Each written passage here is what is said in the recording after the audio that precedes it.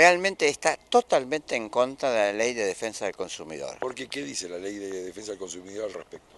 Lo que no se puede cobrar retroactivo, algo que la propia factura de aquel que no debía ninguna deuda de gas, si la miran, dice, no registra deuda. Si la empresa me informa a mí que yo no tengo deuda, quiere decir que no tengo deuda, que la relación es distribuidora con la empresa productora. Y esto viene por la dolarización de las tarifas que hizo el ministro Aranguren considerando al gas un commodity, o sea, considerando que la Argentina no tiene gas, igual que Chile o Uruguay. El presidente Macri dice que por fin los valores de energía son iguales en la región, cuando es absurdo que un país con gas y con petróleo tenga los mismos valores de energía que Uruguay y que Chile. Que no tienen estos... No tienen absolutamente nada de gas. En la electricidad, por ejemplo, Chile es más eficiente la regulación y es más económica la electricidad, el valor del kilovatio en Chile que en la Argentina. Ricardo, ante esta circunstancia, ¿qué es lo que debe hacer un vecino? Bueno, primero, el tema de los 24 cuotas va a venir el 1 de enero. Las asociaciones de consumidores, entre ellas la nuestra, estamos preparando un recurso de amparo y estudiando todos los elementos para marcar el tema de que no corresponde un pago retroactivo y el que hay que tratar legalmente, según el fallo de la Corte Suprema del año 16, que las tarifas en dólares son impredecibles, porque el fallo hablaba que tenían que ser razonables, graduales, justificadas. Una variación del dólar basado en la capacidad de pago de la Argentina la termina pagando el usuario cuando no corresponde, porque la suba del dólar estuvo por los comentarios del posible default y entonces subió de 20 y pico a 40. Meramente especulativo. Meramente especulativo. El usuario hoy tiene que conocer que el ministro Aranguren con Macri quiso convertir la Argentina en un país que como si no tuviese ni gas ni petróleo y pagar los valores tan caros como paga la luz y el gas Uruguay o otros países sin ningún hidrocarburo. Hay que replantear las decisiones de ellos que pusieron en dólares el valor del gas. La ley del año 92, que tiene muchos defectos, no habla de dólares, habla de pesos. Que los pesos fuesen convertibles es otra situación, la ley habla específicamente de pesos. La política de definir el valor en dólares que convierte a la tarifa del gas permanentemente en variable. El semestre que viene el dólar probablemente termine costando, como dicen, 55, 60 pesos. Vamos a tener que volver a pagar un retroactivo en función de la situación económica global. La realidad es que se debería ajustar por índices de costos reales propios de la República Argentina, como se hace específicamente con el transporte y la distribución, que son contratos que se van ajustando por variación de costos salariales, aumento de precios mayoristas, etc.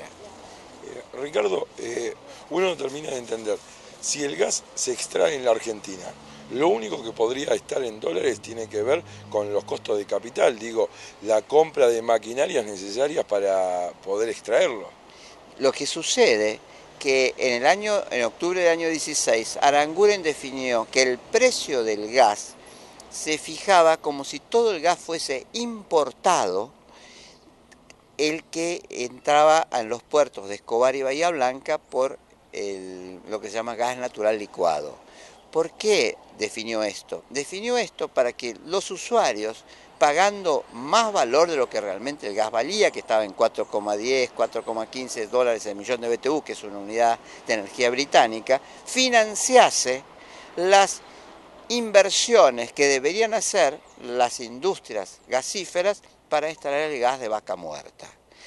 De la misma manera, él firmó una resolución asegurándole a los proyectos de Vaca Muerta un valor de 7,5 dólares en este año, 7 dólares la energía, el valor de la unidad de energía, que es un valor excepcional que ha producido ganancias exorbitantes, dado que hoy se está divulgando que los costos de algunos emprendimientos de Vaca Muerta son similares a los de Estados Unidos y valen cerca de 2 dólares el millón de BTU. O sea, cobran 7 dólares y medio entre lo que paga el Estado y lo que pagamos nosotros y tienen un costo de explotación de 2 dólares.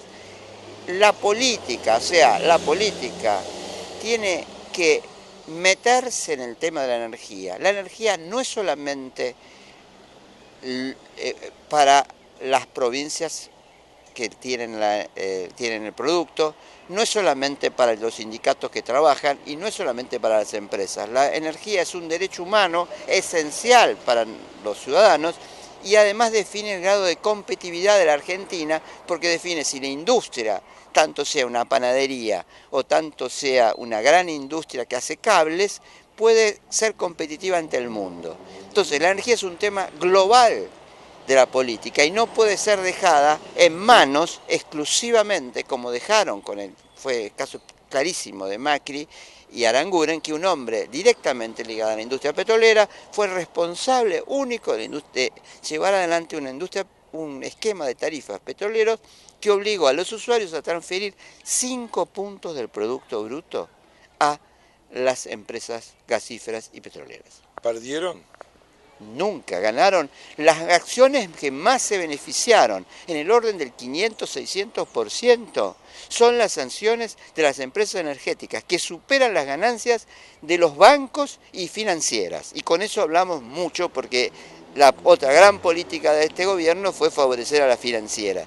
Pero las empresas petroleras aumentaron su valor, y esto lo podemos chequear simplemente consultando cuánto es el aumento de la acción de Petrobras, cuánto es el aumento de Transportadora de Gas del Sur, cuánto es el aumento de Pan American, y vamos a ver que están arriba del 600-700%. Esos son los grandes ganadores de este modelo. Ricardo, por último, ¿qué es lo que tiene que hacer el usuario? Ahora, nada, en el caso del tema de las 24 cuotas que empiezan a llegar el 1 de enero. Va a haber, ya ha habido presentaciones de intendentes, va a haber presentaciones de asociaciones de usuarios, entre ellas la nuestra. Si no hay posibilidades jurídicas, legales de avanzar, hay un esquema de una presentación cuando le llega la factura, presentarse a la distribuidora y plantear una queja rechazando el pago de este valor.